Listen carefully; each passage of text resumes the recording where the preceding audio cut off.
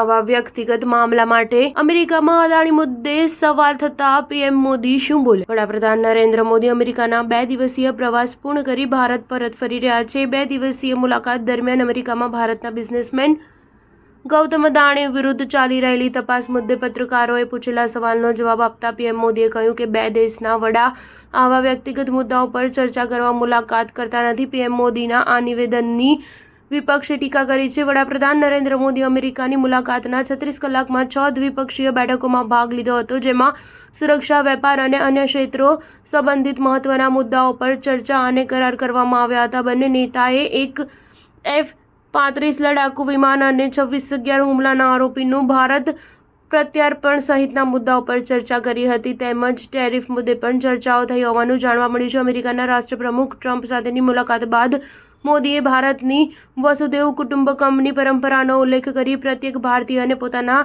માનતા હોવાનું જણાવ્યું હતું। પીએમ મોદીને અમેરિકામાં બિઝનેસમેન ગૌતમ અદાણી વિરુદ્ધ ચાલી રહેલી તપાસ અંગે સવાલ પૂછવામાં આવ્યો હતો, જેના પર તેમણે જવાબ આપ્યો કે ભારત એક લોકશાહી દેશ છે। આપણા સંસ્કાર, આપણી સંસ્કૃતિ વસુદેવ કુટુંબકમની છે।